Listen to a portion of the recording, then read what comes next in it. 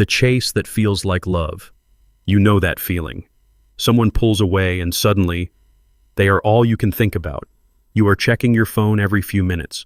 You are replaying conversations, picking apart every word, trying to figure out where things went wrong.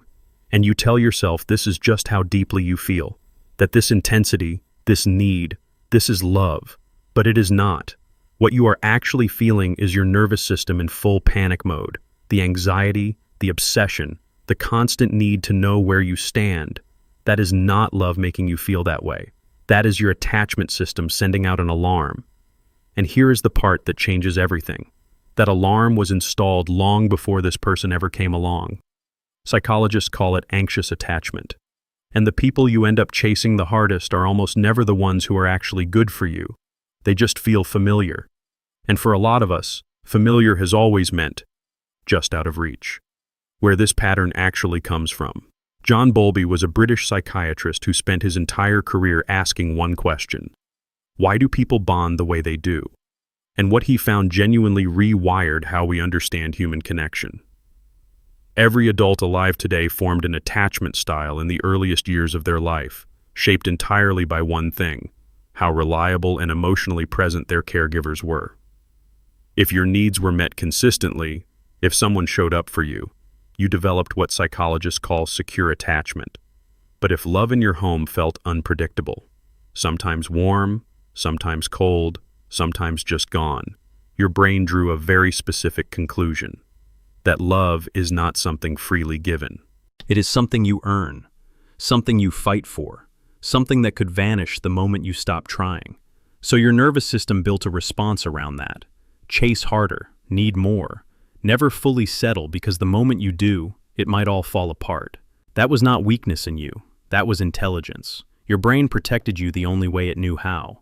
The painful part is, you are still running that exact same protection system today, with people who have nothing to do with where it started. Why unavailable people feel so magnetic? This is the part that most people are not ready to hear, but once you do, you cannot unsee it. When love in your early life was inconsistent, your brain did not just learn to cope with uncertainty. It learned to associate uncertainty with love itself. The hot and cold, the push and pull. That's almost maddening. So when someone emotionally available walks into your life, someone steady, someone warm, someone who actually shows up, something in you goes quiet. It feels too easy, too flat, like something is missing. But then someone distant shows up. Someone hard to read, who keeps you guessing, who gives you just enough to keep hoping, and suddenly everything in you is alive. That is not chemistry. That is recognition. Researchers like Stan Tatkin and Sue Johnson have spent careers documenting exactly this, how we unconsciously seek out the emotional dynamics we grew up inside. You are not drawn to people who pull away because something is wrong with you. The anxious avoidant trap.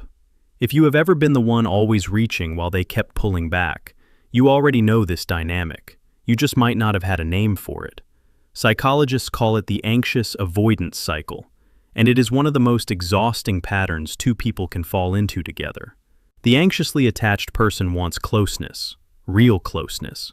The avoidantly attached person needs space to feel safe. So the anxious person reaches out, and the avoidant steps back. The avoidant stepping back triggers the anxious person's alarm system, so they reach harder. That reaching makes the avoidant feel overwhelmed, so they pull further away, and it just keeps going, round and round. What happens in your brain and body? People often think this is just emotional sensitivity. It is not. It is biology. When you are anxiously attached and someone you love goes cold or pulls away, your brain does not register that as emotional discomfort.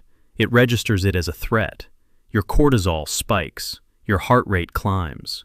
The part of your brain responsible for rational thinking, the prefrontal cortex, starts going offline. You are no longer thinking clearly because you were never meant to think clearly in a moment your brain believes is dangerous. This is why you send the message you promised yourself you would not send. This is why you say things in arguments that do not even sound like you. This is why every logical reason to calm down just slides right off. Because logic is not running the show anymore. Survival is. Amir Levine at Columbia University found that for people with anxious attachment, A romantic partner essentially becomes part of their nervous system regulation. When the relationship feels secure, they feel okay. When it does not, everything destabilizes. So if you have ever felt like you were overreacting and could not stop yourself, you were not being dramatic. Your body was responding to something it genuinely believed was real. How you actually break the pattern. Here is the honest answer, and it is not the one most people want. You do not heal this by finally finding someone patient enough to tolerate the anxiety. You heal it by changing your relationship with yourself first.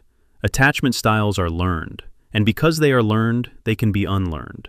The brain stays plastic far longer than we used to believe. New patterns are possible at any age, in any season of life. But the work looks like this: learning to sit inside uncertainty without immediately acting on the panic. Noticing when your nervous system is activated, and giving yourself a moment before you respond from that place. Slowly building evidence, through your own behavior, your own choices, that you are someone who can be trusted to take care of yourself.